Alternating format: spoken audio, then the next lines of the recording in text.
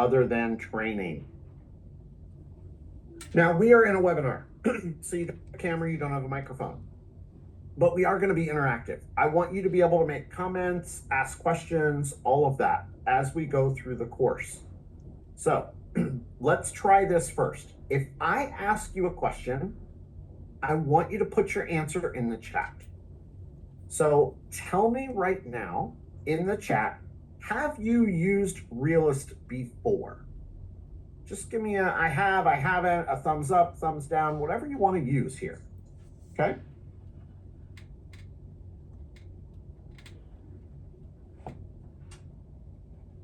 Some have, some haven't. That's okay. So hopefully in today's session, you will learn, for those of you who have used it, you'll learn a little bit more about maybe what RealList can do for you and the prospecting side. I don't know if any of you who have used it for prospecting purposes and all that as well. But we're going to talk about how that can work for you in your real estate business. Now, if you have a question as I go through the content, I want you to use that Q&A, okay? The Q&A will keep your question there.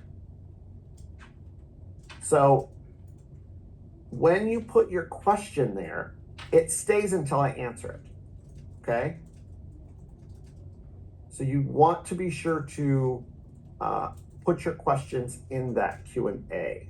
Let me just check here, the Q&A, work it there.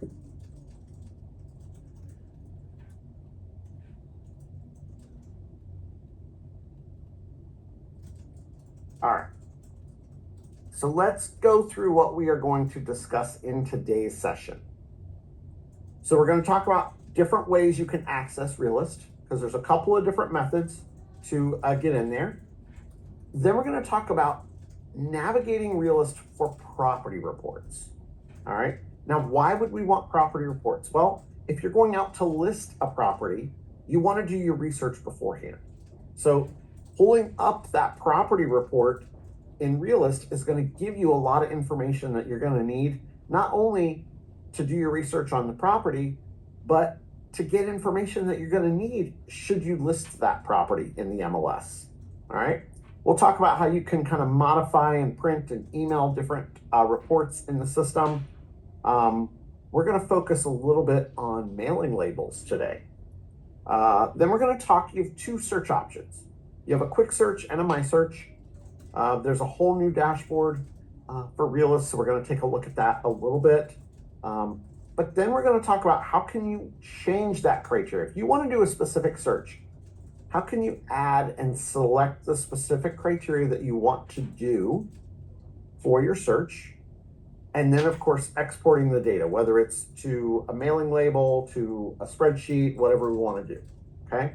And there's also a map within RealList, and we'll look at that a little bit as well.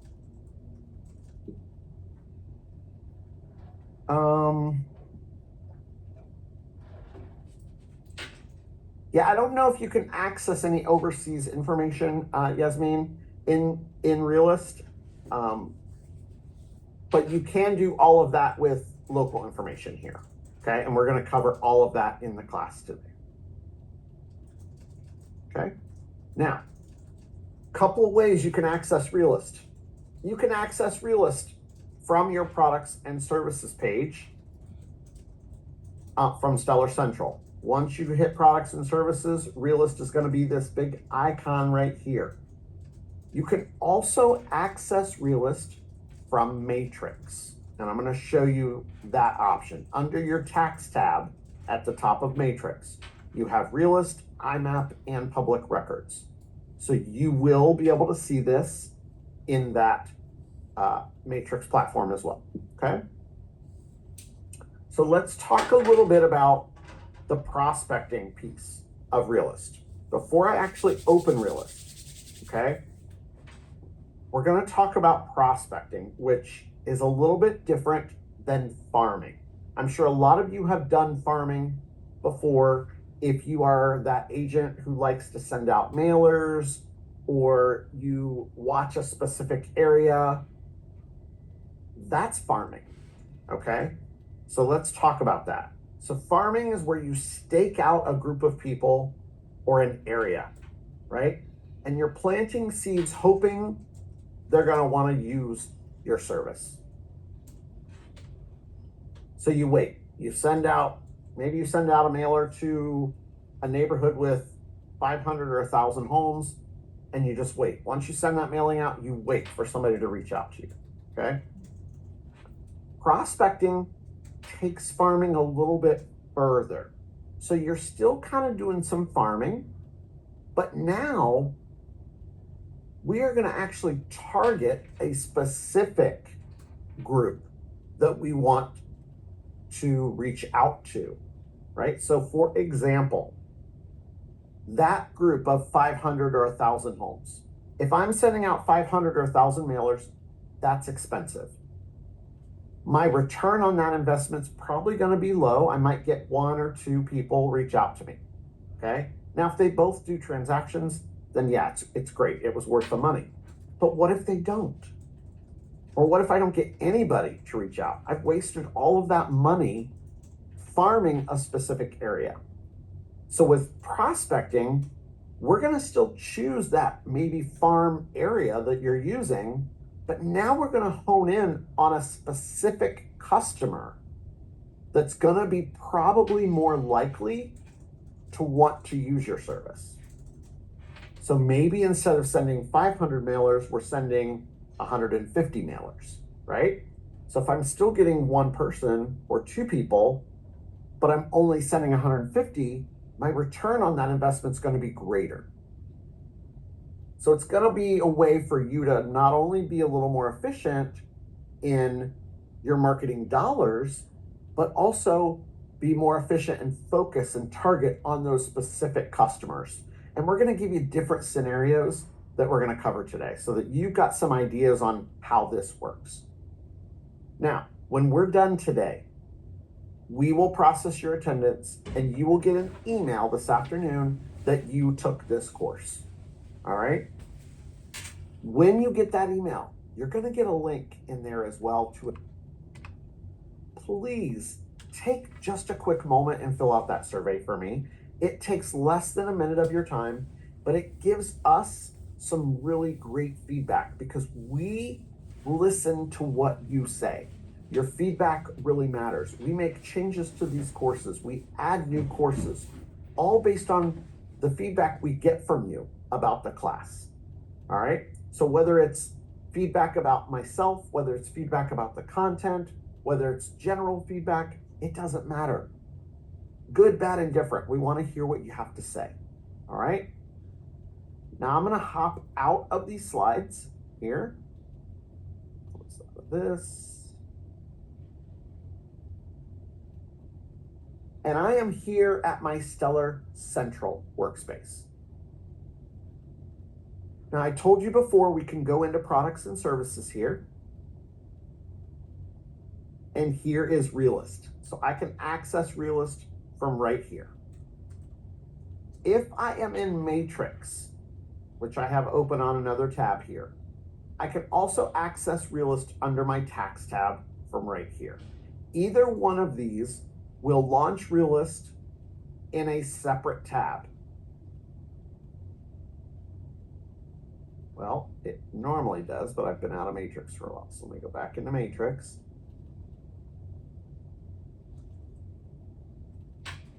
There it goes, okay? So it's gonna launch in a separate tab. So I still have my Matrix and my products and services tab. I can bounce back and forth between these tabs if I need to. And here is my RealList, okay? So I wanna talk about this dashboard quickly. So this dashboard is gonna give you some quick information, all right? This is giving us some quick stats in a 90-day trend. So what's kind of the trend in the last 90 days here?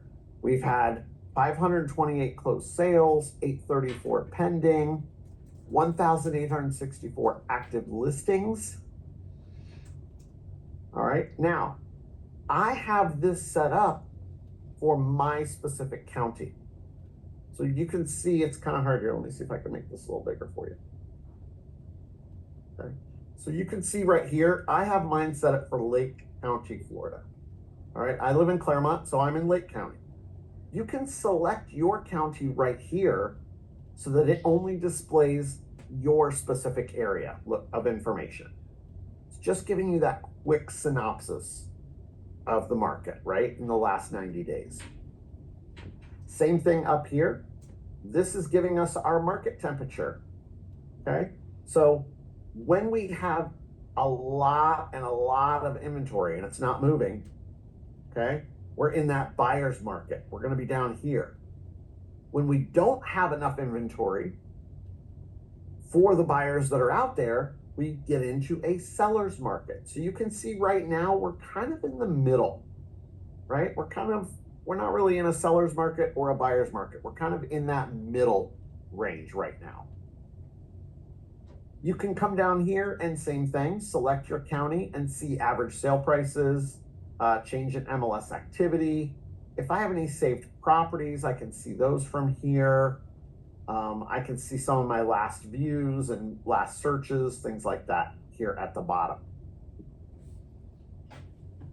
Now we've got some icons across the top here. So we have a cart, we have any orders, which we're not gonna worry about that because we're not gonna place any orders in the system.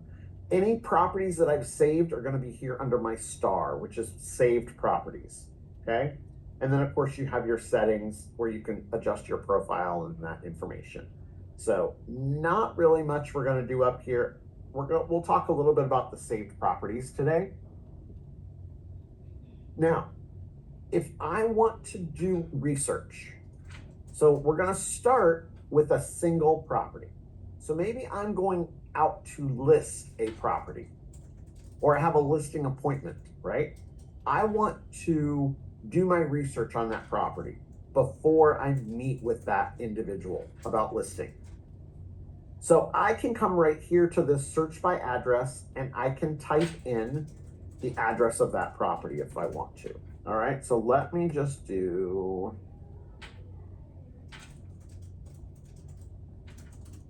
as you start typing, it will pop up and you can say, do you mean this address? And I can just click on it.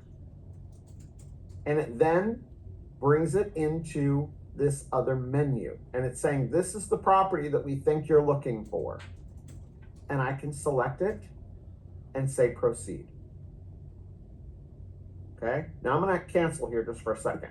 Because if I'm on this dashboard, if I don't wanna use this search box, I can click the word search here and it brings me right back to where that first search does.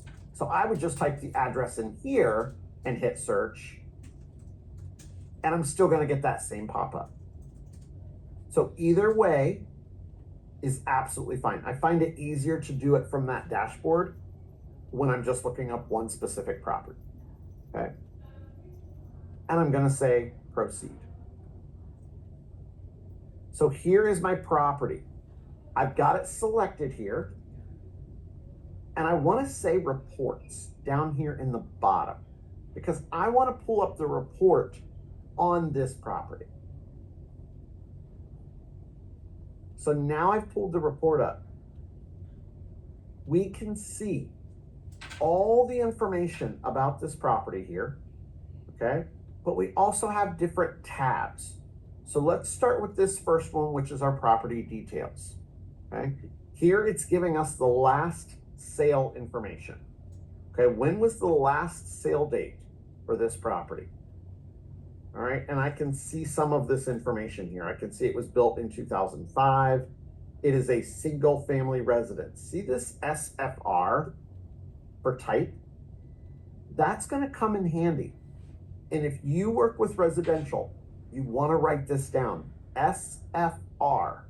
That is gonna be the use type that we are going to use here in RealList. They don't actually say single family residence. They abbreviate it to say SFR. And I wish they wouldn't do that. But if you did not know what SFR was, that's why I'm telling you. Keep that, write it down because we're going to use that later. And I'll show you exactly where to put that in. Okay. I can see who the owner is here. Okay. This is an owner occupied, no. So I can see this is the mailing address for the owner. This is not their property address. They own this property, but they live elsewhere. So it could be an investment, could be a home they bought for a family member. We just don't know, right? So I can see here, now I can see some community insights. These are going to be specific to this zip code. Okay, here's the median home value. Here's the crime risk score, family friendly score. Okay, so you can get some different information. What school district here? So this is the Orange County School District for this property. So it just gives you a quick little synopsis of that specific community. As I scroll down, here is some of the information that I'm going to need if I were to list this property in the MLS. Okay, I've got the neighborhood, the subdivision number, the township, range, section, block, lot, the zip code. I can see the census tract, the block, the census group, the zoning information. Again, the school district. I can see the flood zone code, the panel ID, and the panel date. All of this is information that I will need if I decide to list this property in the MLS. So it's really good that it's all right here in one section. I scroll down, here is the tax ID, okay, or the folio ID, whatever, however, they say it. But they give you both the folio and the property ID, okay? Here is the legal description. You need that legal description for your listing and matrix as well. Okay. As we scroll down, I can see the assessments for the last 3 years on the taxes. All right. Now, when we look at taxes, the just value total, okay, is just the raw value from the property appraiser site. Okay, the assessed value here, this line, is what the taxes are being based off of. Okay, so that's per the tax record. So those you will see, there's usually a 3% cap per year on that, but that's what the taxes are based off of. Now, sometimes you will see tax value. If you see a separate line that says tax value, that means whatever this assessed value was to determine the tax rate, then there are exemptions that might be deducted from that, right? So like a homestead, veteran, handicap, whatever other senior citizen, other exemptions that maybe that homeowner has applied for, those will be deducted from the assessed value to then give you a tax value. And the tax value would be then what the taxes would be based off of. Okay, normally it's the assessed value, but if there are exemptions, it will be the tax value.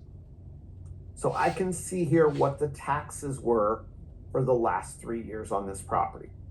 Okay, so it was $44.30, $48.38, and $54.66. And here's the amount of the change per year. Now you also have this county treasurer box. This will take you right out to the property appraiser site where you can see all of that tax information. All right, so if I click this, it's going to open in a new tab and show me the tax information here. And I can see those tax bills, all from this tax site. Very, very simple, nothing crazy. As we scroll down, we're going to get the characteristics. So we're going to get the year built, the square footage, bedrooms, bathrooms, heating type, garage information, roof information. Any of that we need is right here. Okay. Some of this will also be necessary for matrix. I can also see features. And then we have an estimated value right here. The estimated values are based off of the tax information. Okay. Now, first thing I want you to see is this range. Okay. This real automated valuation model is what AVM stands for. So the automated valuation model is the range. So they're saying this property is worth between $411,000 and $475,000. Okay. The real AVM, which is right above it, will always be the exact center of this range.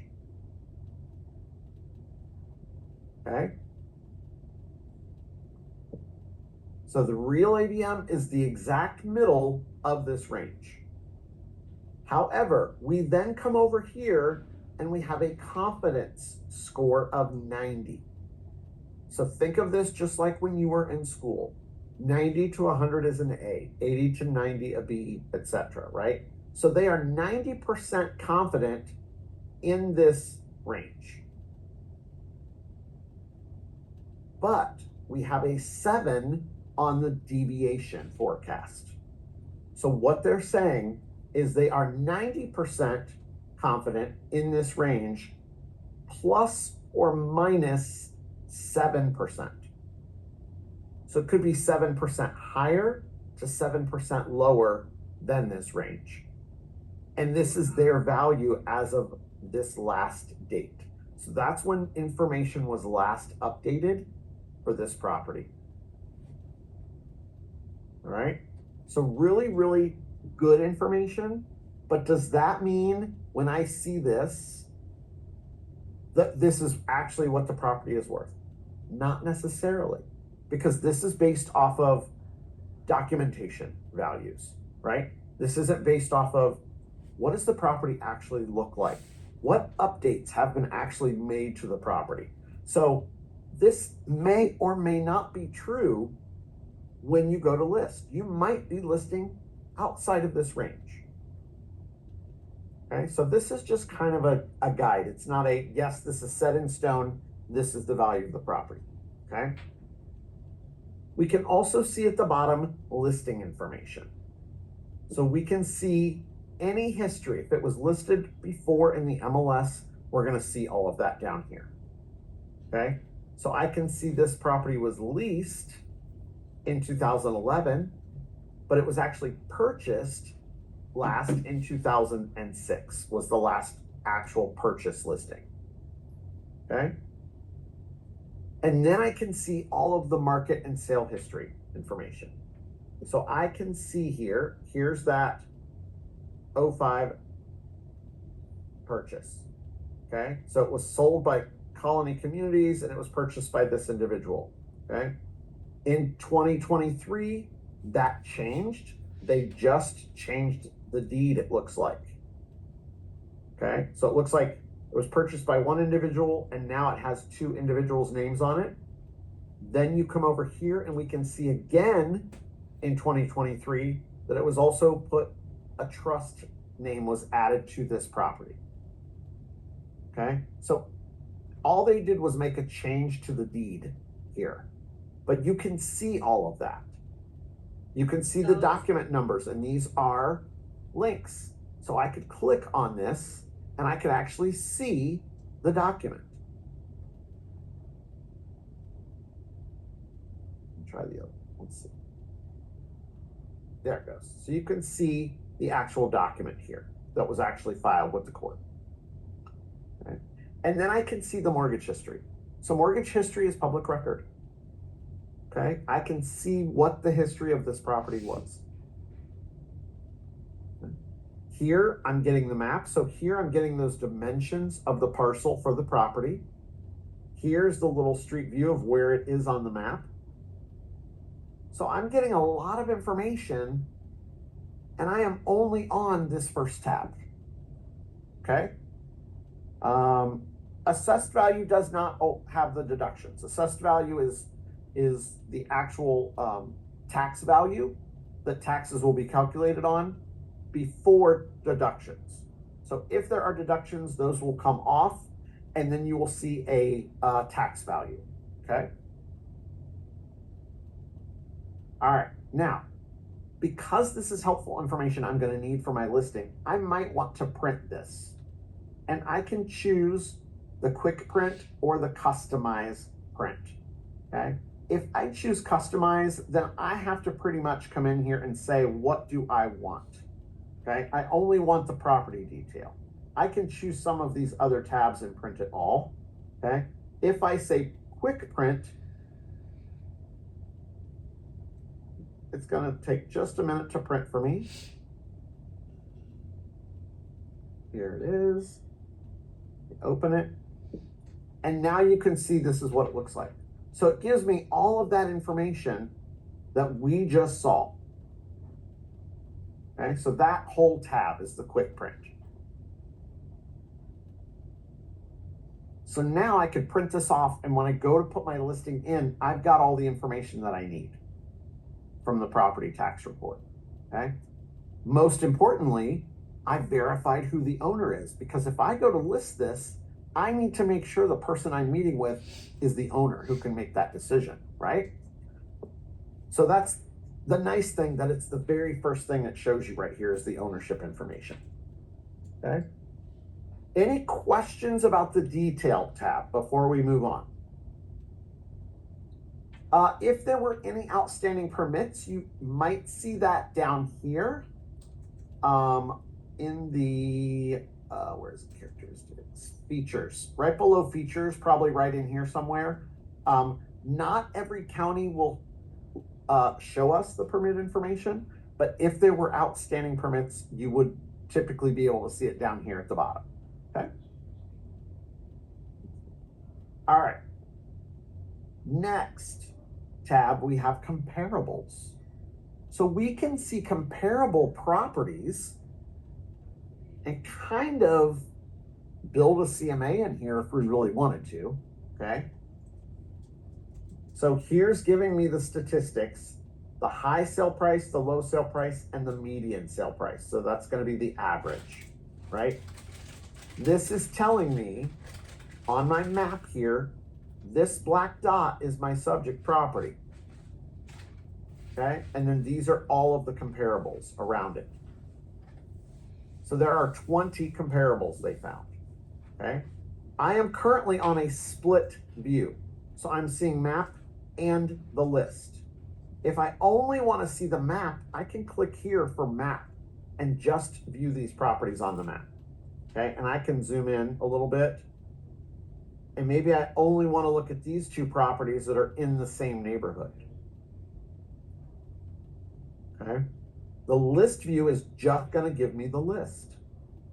I like the split view so I can see both, because I want to see what's around and what's not around, right? Now it automatically takes the list and selects all these properties. So I could uncheck, and maybe I only want to see, again, these two that are in the same neighborhood.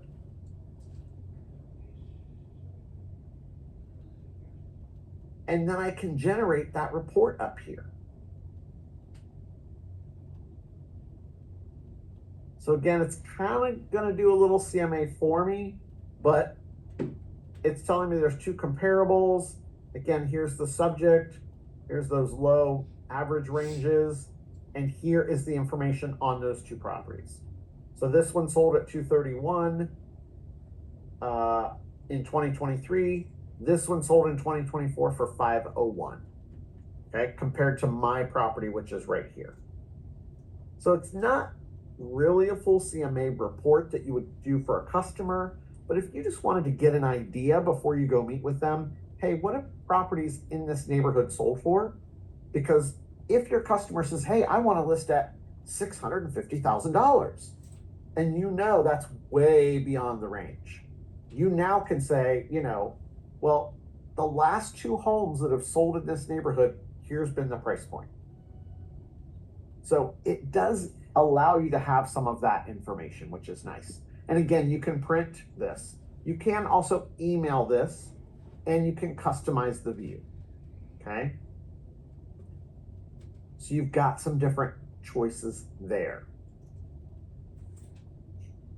Now, if I just click the comparables tab, it's only going to give me what I've chosen, okay, because we did that. So if I want to change it, I can hit edit report and I can go back and I can select all of them now and see them all again. Okay. Can move the map around, whatever we need to do. Now, next is our market trends tab. If I click on market trends, this is where I'm going to stand out to list this property, because I can check and see exactly what's going on in this zip code. Okay, everybody see that? This is the zip code that we're looking at because that's the zip code for the property. All right. Average sale price is right here. Okay.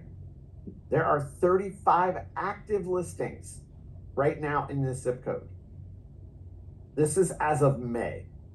All right. Obviously, we don't have June's information because this is coming from a tax report. So we only get the information as frequently as they update it. So this is May's market statistics right here. Okay. The average price per square foot, average days on market, the sale price to list price ratio, right? So in May, homes were selling at 98% of their list price. We can change this and look at previous months if we want to. We can see the average sale price here. Okay, so this zip code is going to be the orange line. 407, 379 was April.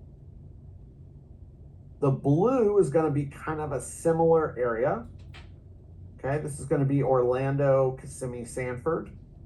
And then the purple is Orange County.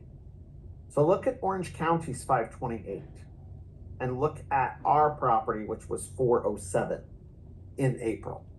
So in Orange County itself, properties are going a little bit higher. Okay. We can come down here and we can see, again, that average price per square foot, again, by zip code, similar location in county. Here we see number of sales. Okay, so just in this zip code, in April, there were 16 homes that sold in that zip code. Now, I'll tell you in a minute why this is important, okay? If I click right here, see how it's on MLS? If I click tax, okay? There were 20 transactions in March. Now I'm looking for, so if I look at March here, we had 15 in March. I don't know why the tax doesn't give me May's information yet. So it must be a little behind, okay? So, yep, that's what we're gonna talk about, Robin, is the difference. So the MLS tab, or toggle, if you wanna call it that, is giving you data from within the MLS, records of transactions within the MLS. All right, so there were 15 in April, or 16 in April, 15 in March. If I click the tax, I can see that in March, there were 20, okay? So there were 5 more transactions that were outside of the MLS in March than what were inside of the MLS. And we're talking, again, just about this zip code only, okay? That information could potentially be helpful for you because if the non-MLS, the tax numbers are lower, which in most cases they are, but you also have to understand the tax transactions here. So there's 20 in March. That includes just those warranty deed transfers. right? So all I'm doing is changing the deed to somebody else. But it was a transaction that was recorded in the property appraiser's office. So, although there were 20 instead of 15, not all 20 of those may have been sales. Okay, that's one side of it. Now when I come down here to change in sales activity, okay, let's look here. In April,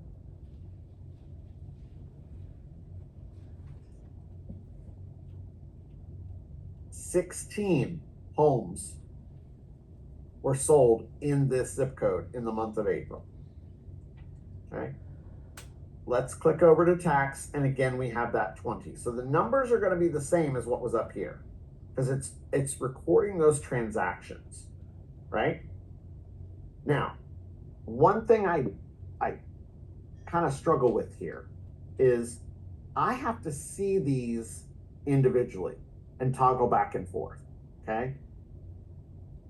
If anybody's used IMAP before, you can see the MLS and the tax on the same report, which I kind of like that a little better, but you can still get that same information, okay? But ultimately what we want to look at here is, let's just do, let me see if I can change this here to, let's do March. So I'm going to go back to March. So 15 in March, 20, 15 and 20 still, yeah, okay? So typically what you want to look for here in these statistics is, in most cases, now every area is going to be a little different, but in most cases, the MLS transactions pricing will most of the time be higher, not always, and number of transactions or sold listings will likely be higher than non-MLS, okay? So that can tell your customer, A, if sales are higher on the MLS tab versus the tax tab, that means by listing with an agent, they're getting a higher sales price, okay? Which is a great thing because that explains why they should use you versus selling something themselves, okay? But maybe the tax sales were just a little bit higher than the MLS sales. But if you look at that transaction for that month, maybe the sales quantity was higher in the MLS than the non-MLS, right? Which means, okay, yeah, there was a month here where the non-MLS sales were higher, but look at the number of properties that were sold by putting them in the MLS versus not putting them in the MLS. So you can get two different pieces of data here, okay? But again, you are only looking at the data for whatever month you choose here, okay? So I've selected May, but I can see when we come down here on the tax section, they're giving me March. So I don't even have April's information in here yet, okay? So because we're pulling from tax records, it could take a little bit longer for them to update, okay?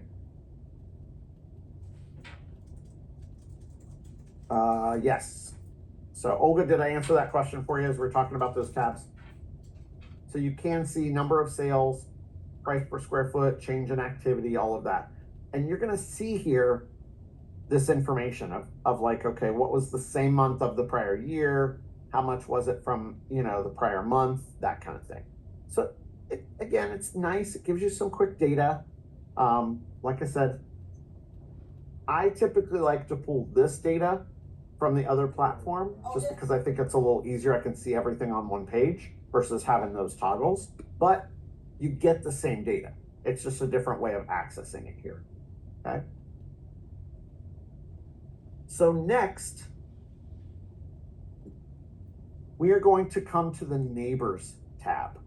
This is, I think, one of my neatest features that we have here. When you click on the Neighbors tab, you're going to get that little map again. Okay. Here again is my subject property. Okay.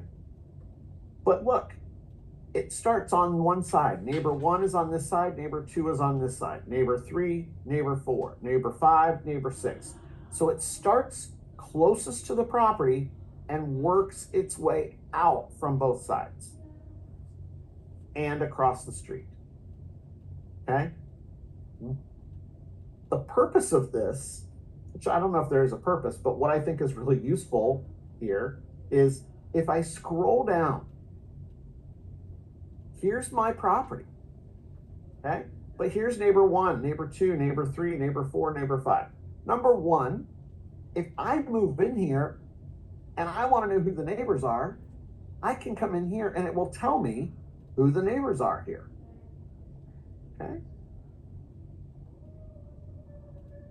The other thing about this, if I'm looking, I can see, okay, well, I paid $79,500 for this property. Now that was back in 06 on this one, okay? But look here, they got theirs, they bought it in 2020 for $168,000. They bought theirs in 2022 for $400,000. This one was bought in 05 for $173,000, 05 for $264,000, 16 for $209,000, and I can keep going. So I can see what they paid for their house.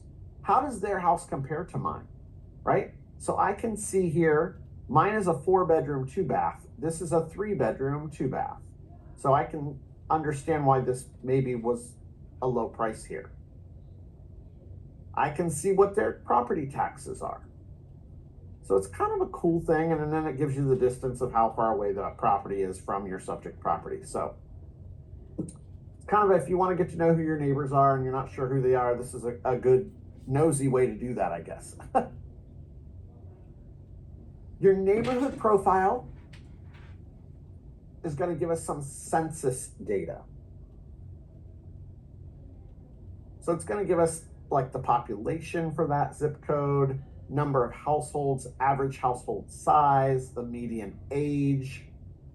It's going to tell us here the male to female ratios, marital status, what's the average home sale price, how many homes are occupied versus rented or vacant in this area, what's the average market for rents, right, for this property, so we can, kind of see here.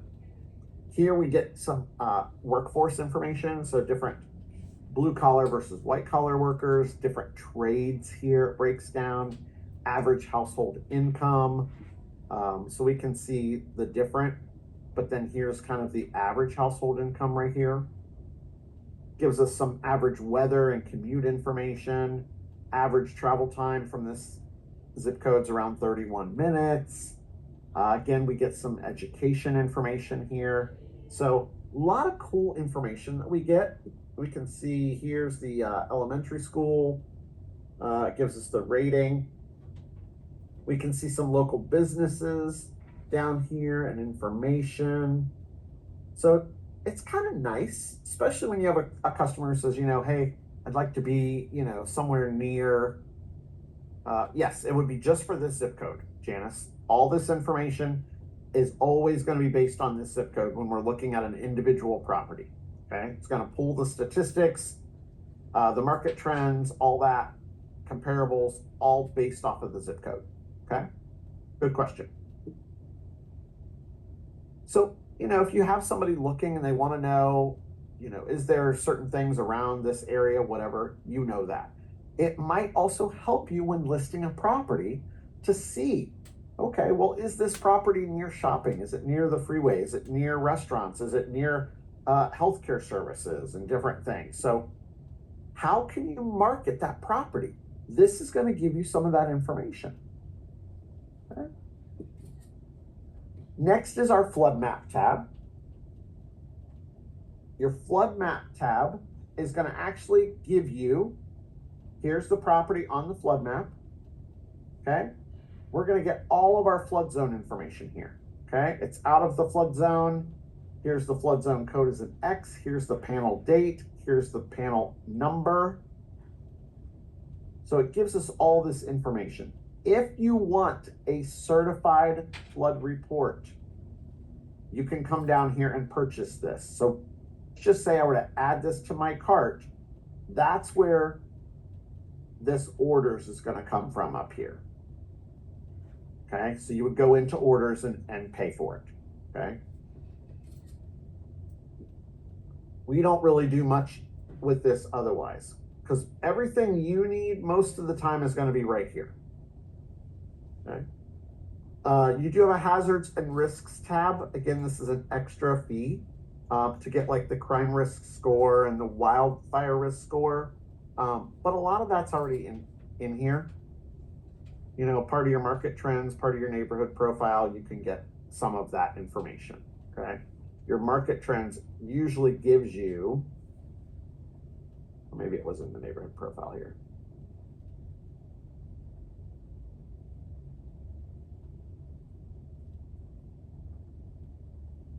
I saw it somewhere where it gave us the crime score.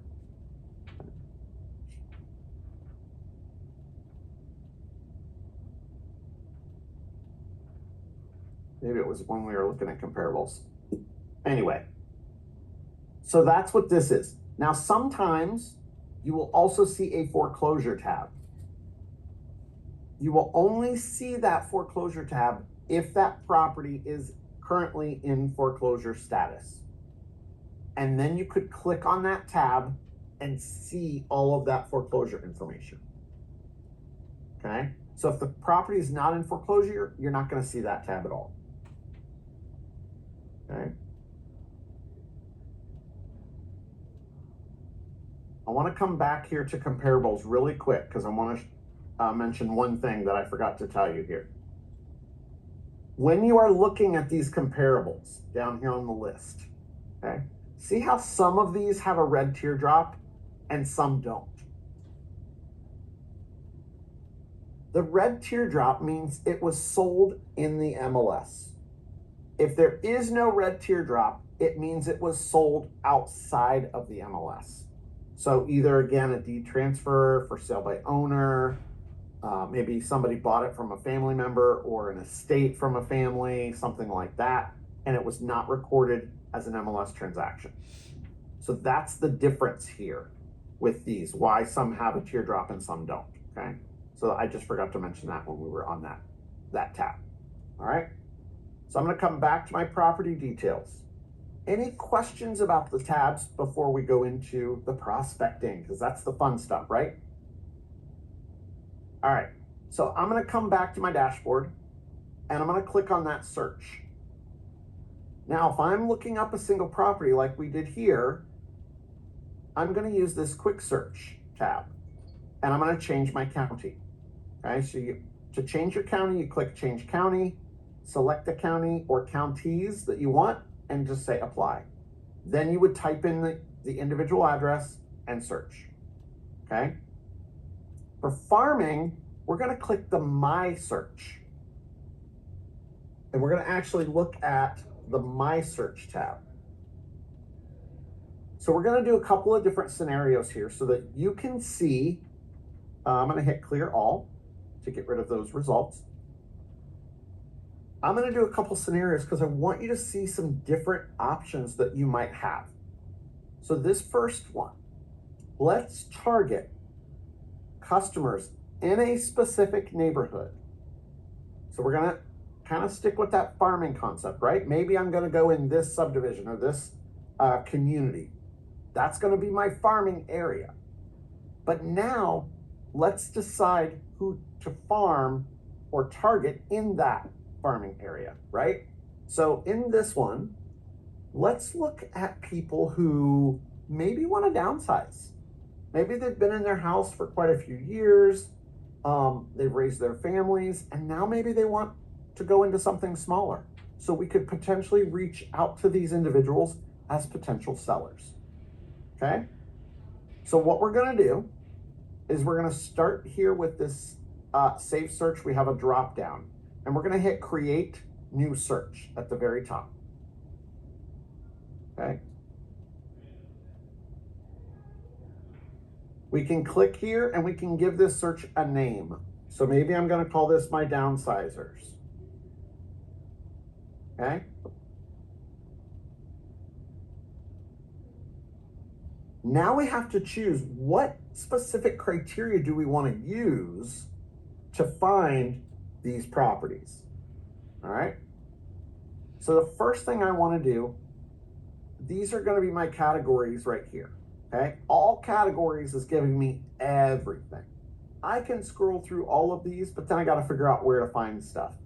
So I like to go by these tabs so that I can break down the specific information that I want, right? So maybe I want to do owner information, and I want to look, maybe I want to look in a specific zip code. Okay. I definitely want those who are occupied. So I want owner occupied as an option because I want to know that they still live there.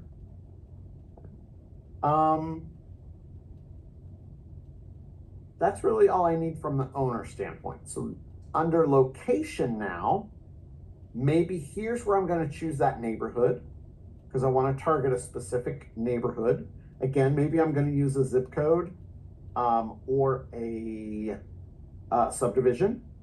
Okay, neighborhood, subdivision, depends on what you're looking at, what it's called. Could be the same name for both. So I'm going to choose the neighborhood that I want to look in. Let's see, I want to look for sale information. So I'm going to come down here to sales information, and I want to see the last market sale date, right? Because I want to look for something that's been sold a while ago. I definitely want to go under characteristics here. Let's see. Nope. Listing information. Nope. Where is what I want? Okay, there. Okay, there.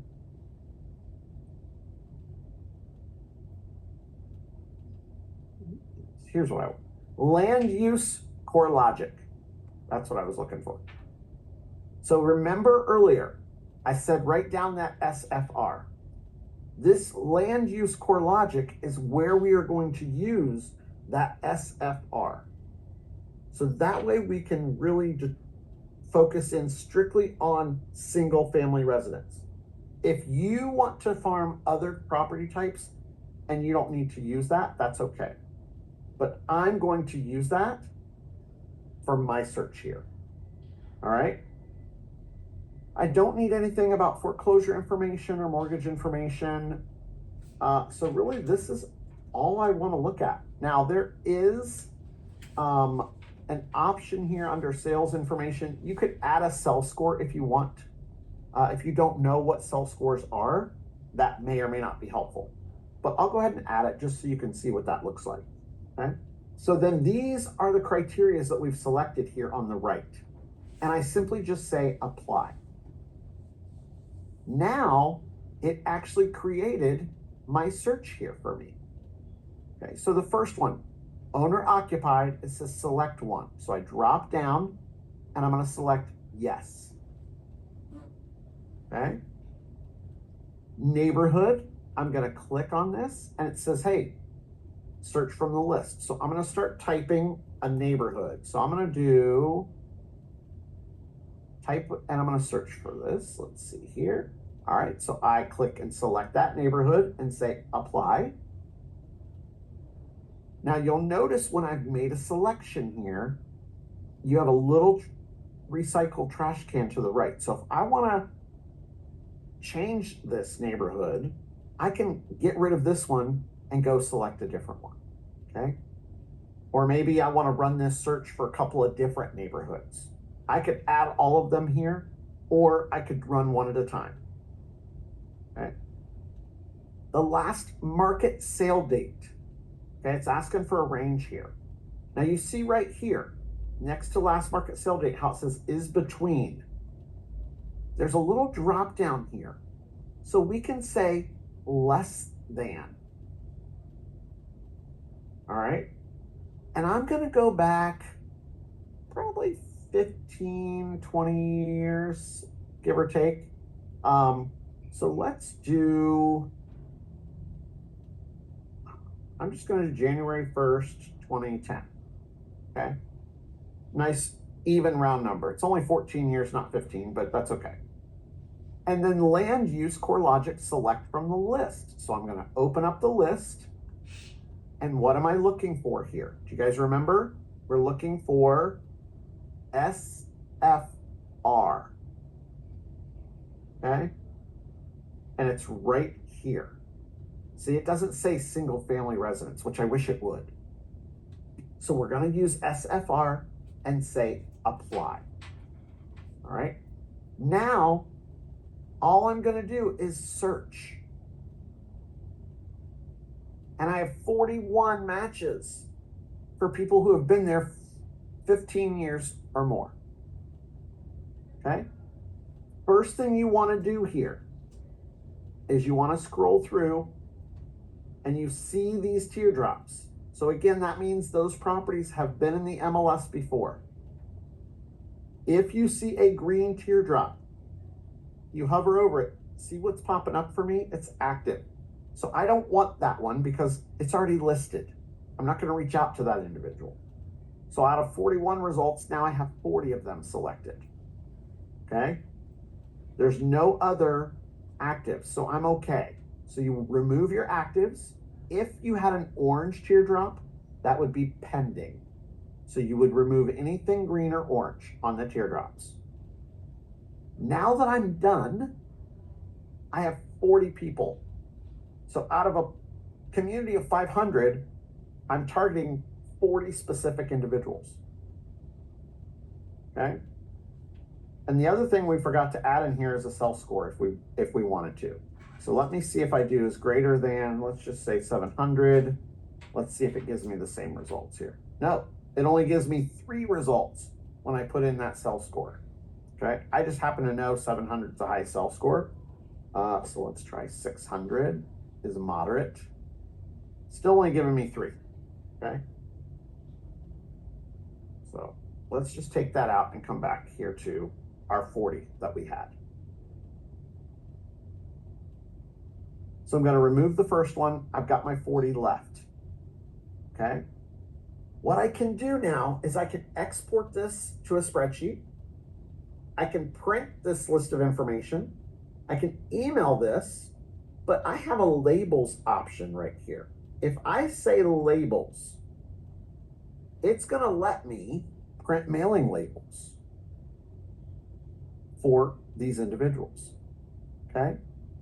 The purple teardrop is going to probably be withdrawn or canceled. All you have to do is hover over it and it will tell you. So that's an expired listing. Okay. The black ones, I believe, then are the withdrawal canceled. If purple's expired, black should be canceled or withdrawn. Okay. Red is going to be sold. Again, orange is pending, green is active. Okay. Now, I'm going to hit those labels and I can choose. It's always going to default to 5160. All of the platforms default because that's the standard label that everybody uses.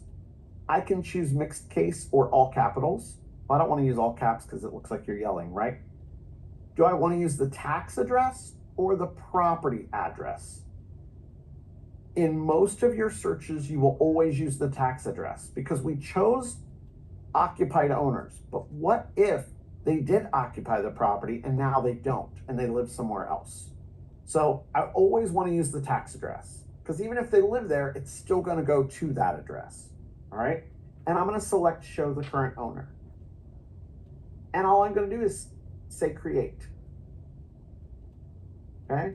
When I hit create, it created the file. I'm going to open it up here so you can see what it looks like. And it brought it on my other screen, so let me bring this over for you. So there are the mailing labels for me to reach out to these 40 individuals. Okay, so pretty neat feature there. All right, I'm going to clear all here, and we're going to do another one. Now this one, we're going to keep some of the same data. Okay, I'm going to come in here and I'm going to create a new search.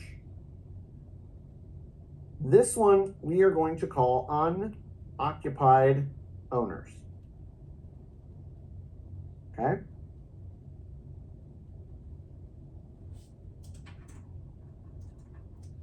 So we can do the exact similar information here. So owner information, owner occupied.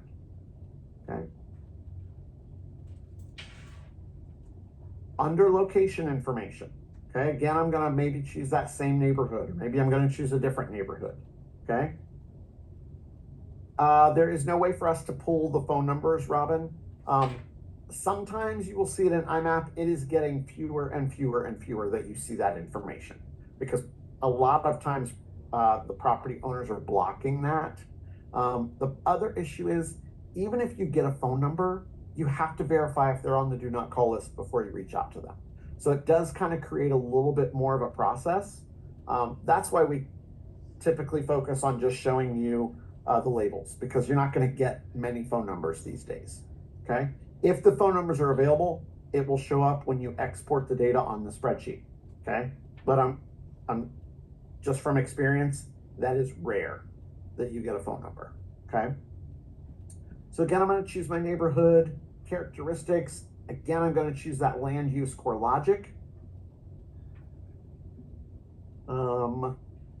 If I want to look for a specific market sale date, I could do that again, but this time I'm going to take a different approach with it. So we'll stick with these 4 criterias and say apply. So first thing I want is owner occupied, no, because I want people who don't live there, right? Same thing on the neighborhood here. So I'm going to use the same one. You can use the same one. You can choose a different one if you like and say apply. Land use, I'm going to do that same exact one. So scroll down here, SFR, apply. Now for the market date though, I don't need to go back 15, 20 years. What I'm going to do here is I'm going to drop this is between and say less than, but maybe I'm only going to go back like 3 years, right? So let's do January 1st of 2011, 3 years. And I'm going to hit search. The reason I'm only going back a couple of years is because if somebody just bought their home in the last couple of years, they're not going to want to sell it right now. So why even reach out to those individuals or waste my money sending them a mailer, right? So I want to target people who have at least owned homes for a few years as a potential seller. And I'm going to hit search. Now, because we're looking for unoccupied owners, these could be investment homes. They could be, maybe they're snowbirds and they live somewhere else and they just live here in the winter. It could be this was their first home and they bought a new one, so now this is a rental. Okay. Yes, I did mean 2021. Thank you. Let's do 2020. Just keep it a nice round number here. Thank you, Janice, for catching my mistake. Sometimes that happens. I get in a hurry and I click on something. Okay. Yes, Robin, you're asking about Liz Pennant. So actually, we are going to do a foreclosure search as our last search, and I'm going to show you all of that. So absolutely, that is a great question. Okay. That's one of the ones that a lot of people like too.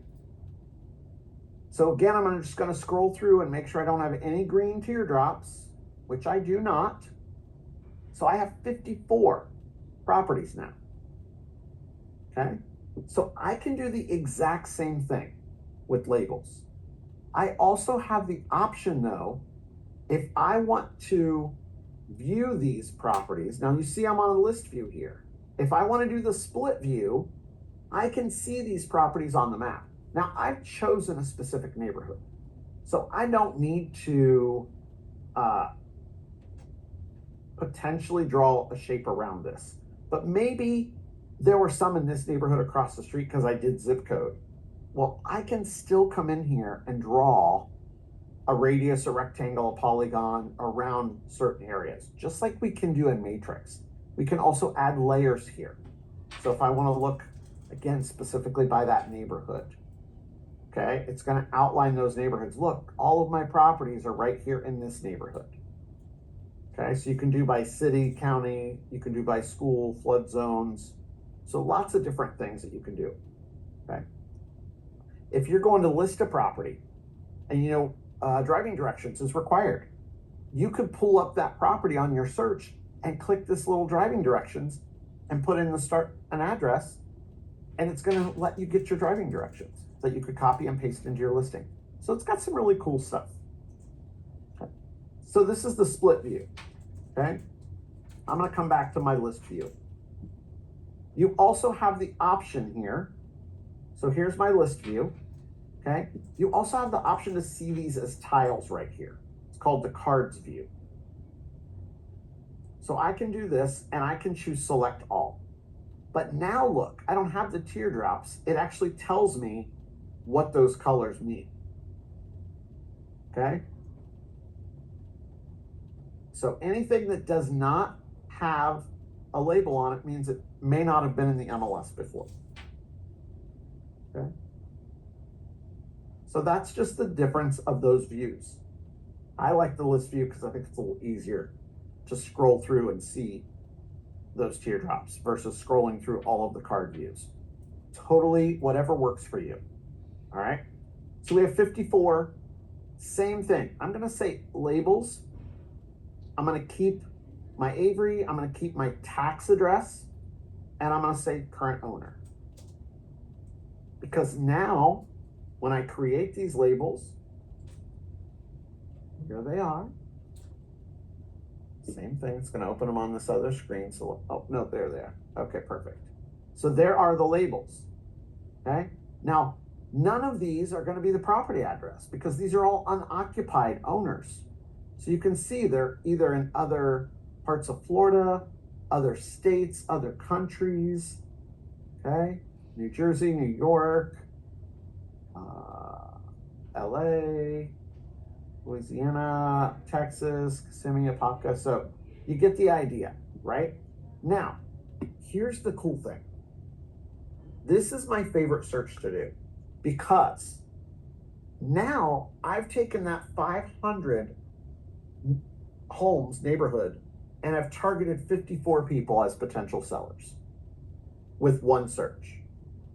So instead of sending 500 mailers, I'm sending 54. But I can do this exact same thing. I'm right here on the results. I can print these labels a second time. Now I want to use the property address and I want to create a custom label. And maybe I'm going to say future homeowner, and I'm going to send it to the house to these 54 individuals. Maybe if they're using it as a rental property, those people could become buyers. So I've gotten 54 potential buyers and 54 potential sellers, all from one search. So unoccupied owners is always your 2 for 1. Okay? When I create these labels now, see, future homeowner, and it's got the actual property address. So all I have to do is I can save this, or I can just print this and stick a sheet of labels in my printer and I'm good to go.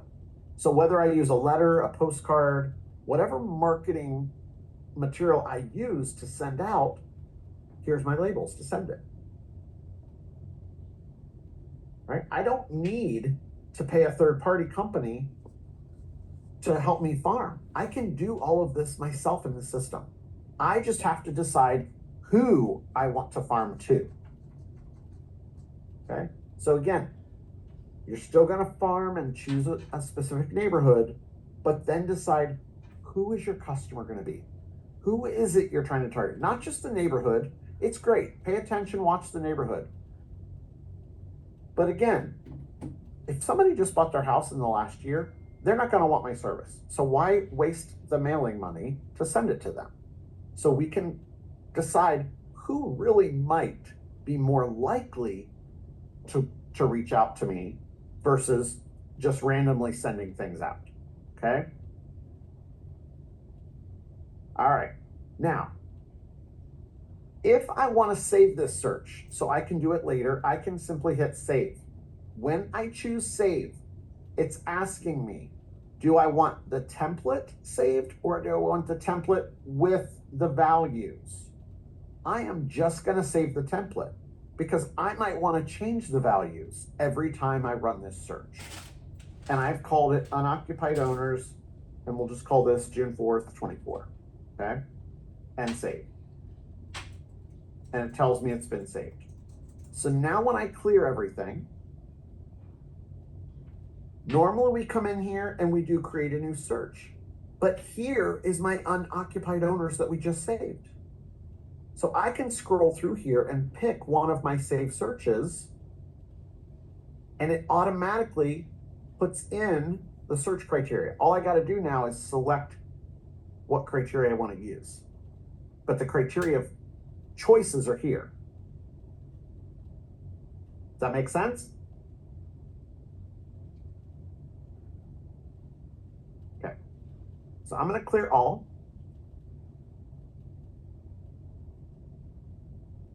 We're going to come up here and we're going to do one more. We're going to do a new search. Okay. This time,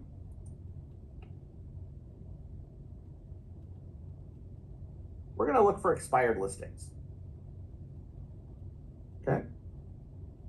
So maybe I want to choose my location, and maybe I want to look in a specific zip code. Okay. Or city, county, again, neighborhood. But since it's expired, I might want to get a little broader than a neighborhood. So I'm going to choose a zip code for mine. Okay. We want to choose the characteristics. I still want that land use core logic. Okay. I'm going to come down to sale information. Let's see. Nope. I want, listing information is what I want. Here we go. So I need the expiration date. MLS expiration date is right there. The MLS status, because we only want to look for expired listings. And I think that's all we need. Property, location, type, yep. And I can say apply. So now I can put in whatever zip code I want to use. So maybe I'm going to use 34711. I'm going to choose that land use from the list again. You're going to get sick of this, but it is the SFR always, okay? If you're looking only at single families. Now, if I wanted to also look at condos or other things, I could come in here and choose, where is it? Condotel, condominium. So you can select different other property characteristics here, okay?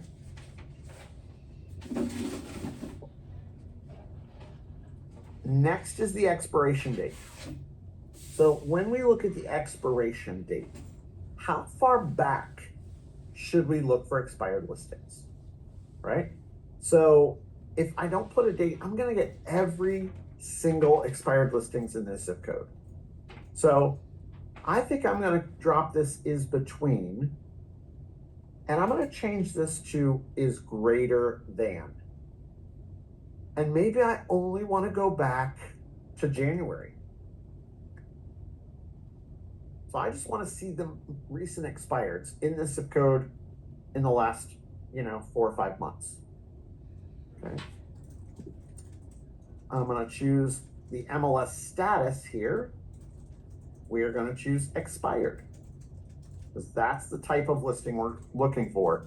Anything that had expired as the status from this date or after. And I'm just going to hit search.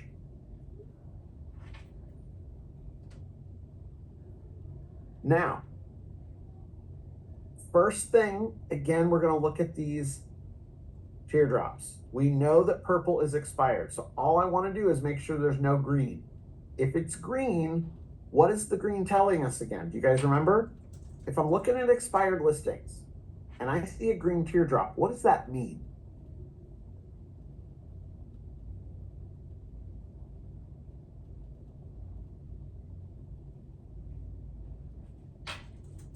Probably been relisted, right? Yes, back on the market. So you want to remove those green and yellow teardrops, just like anything else. Now, something that we see differently here, and on our next search, we're going to see this more. You also see these little orange. We see 2 properties with the orange on it.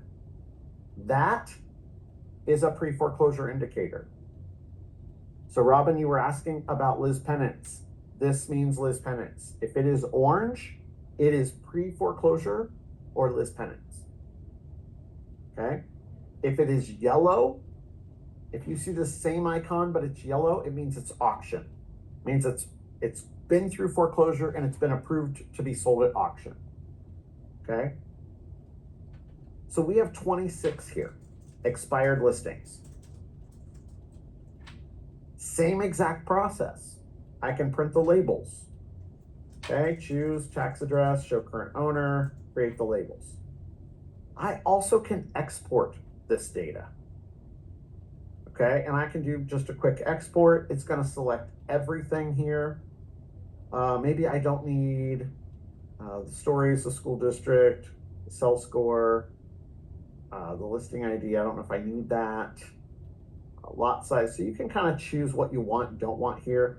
I don't necessarily need to know the beds, the baths, the last market date, sale price, tax amount. And you just say export. Yes, and that's what we're going to do in our next one. So I'm going to show you how to search those specifically, okay? So now I'm going to show you what this looks like on a spreadsheet. I'm going to open this up here. And here comes the spreadsheet, okay? So here it's telling me the status. See, it tells you here, these are the pre-foreclosure ones. Again, it gives you the owner's information here, the just value. All the information I chose is here on the spreadsheet. So maybe I don't want to print labels and I just want to have this, and then I want to create my own mailing labels through a mail merge, through Word or something later. Then I can do it this way, okay? So that's the export option, okay? Print option, very similar. Do you want it as a table? Do you want a map in a table? Do you want them as cards? So the process for these searches is the same. What you're changing is the criteria fields that you want to use to search, and then you're going to enter in the specific criteria in those fields. Okay, so you have to determine who your customer is and then target that customer. All right. So we're going to do one more, and we're going to look at foreclosures now. So I'm going to clear all. I'm going to create a new search. This one is going to be foreclosures.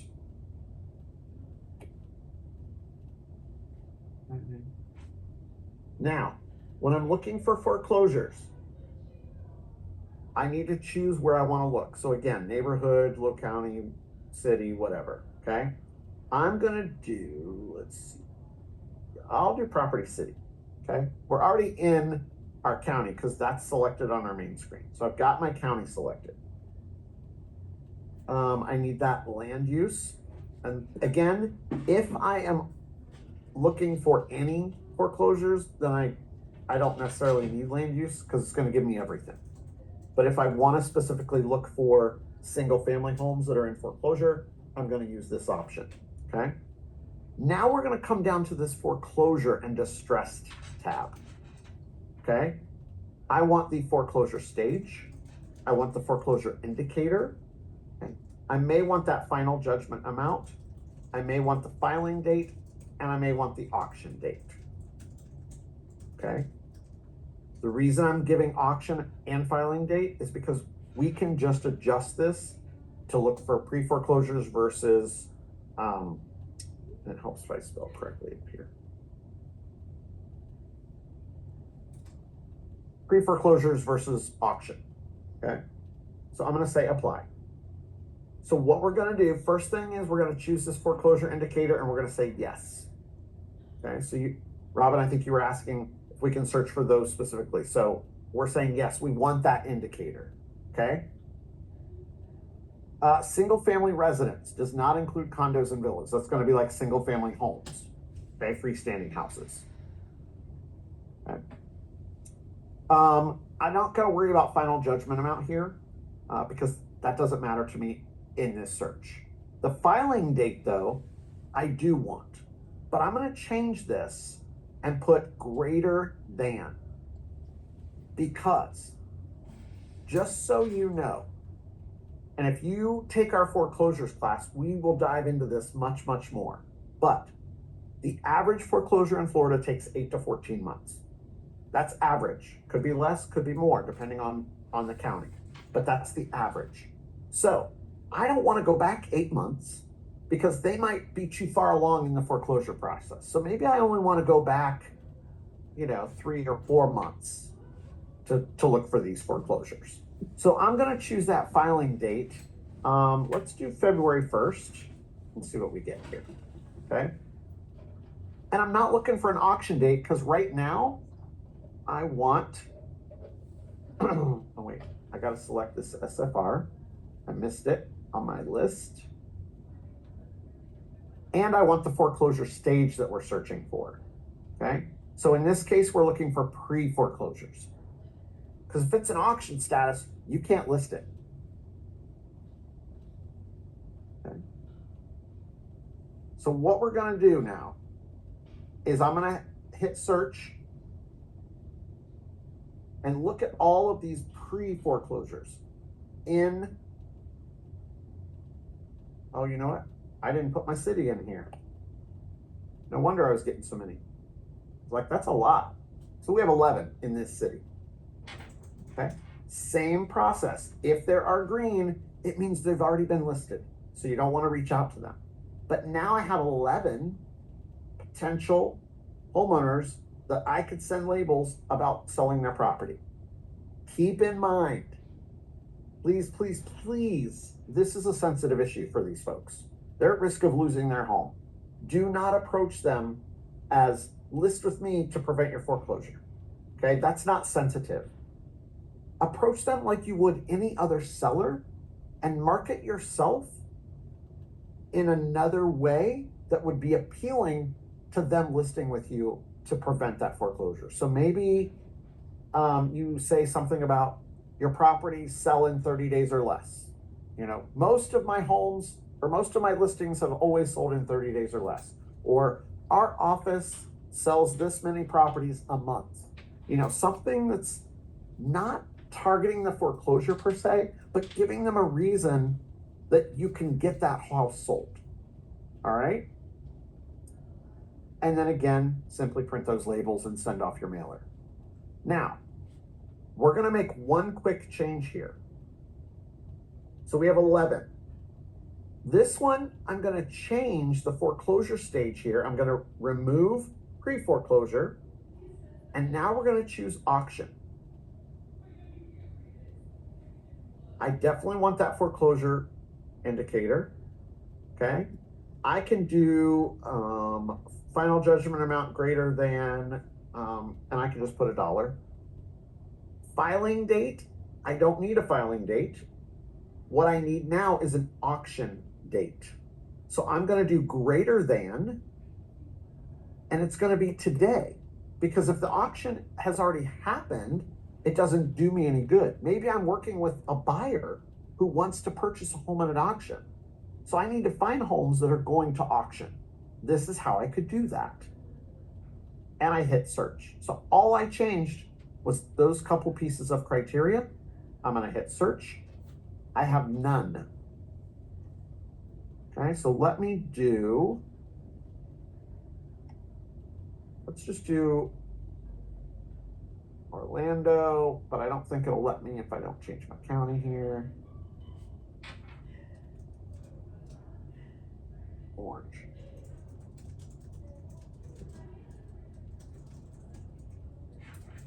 $8. So let me search. Go to a bigger city. Let's see what we get here.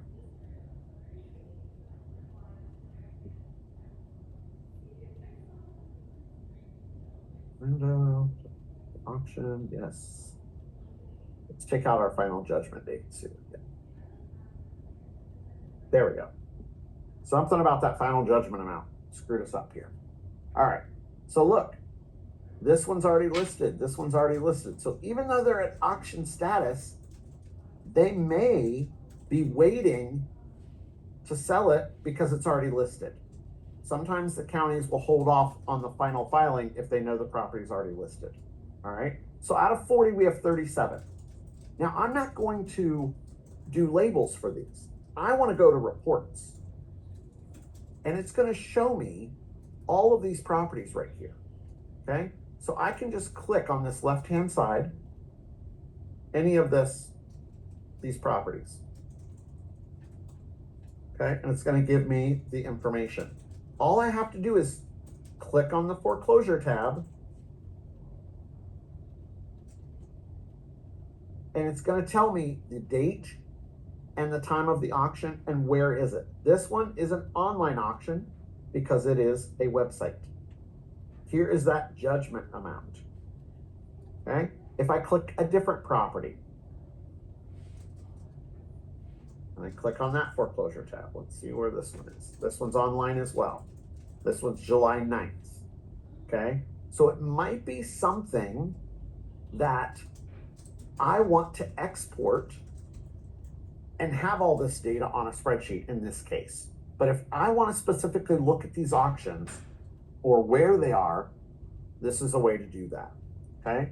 Now, every county's auction requirements are going to be different. So you may have to reach out to that county to ask what their bidding requirements are.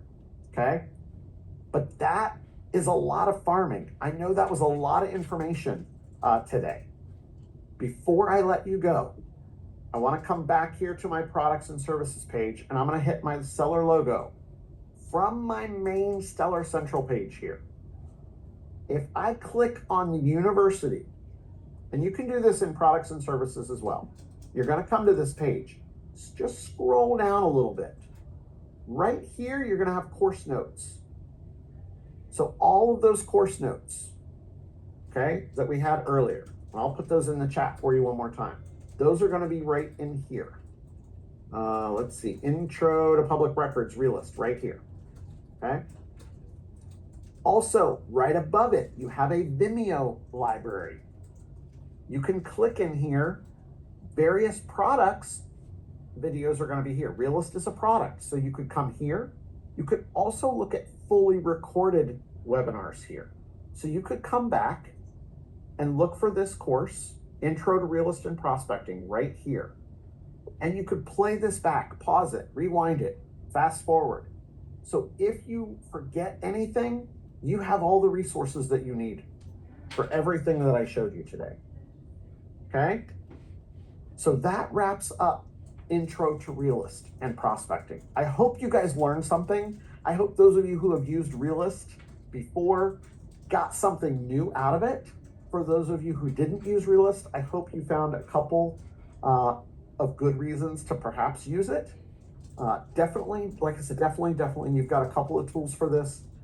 This is a great option. It's integrated with Matrix. So use it, have fun with it. I wish you the best in your business. Thank you for joining me today. Again, you're going to get an email probably within the hour. If you'd fill out the survey for me, greatly appreciate that. And I hope to see all lessons with us here in the future at Stellar. Have a great day. Bye-bye.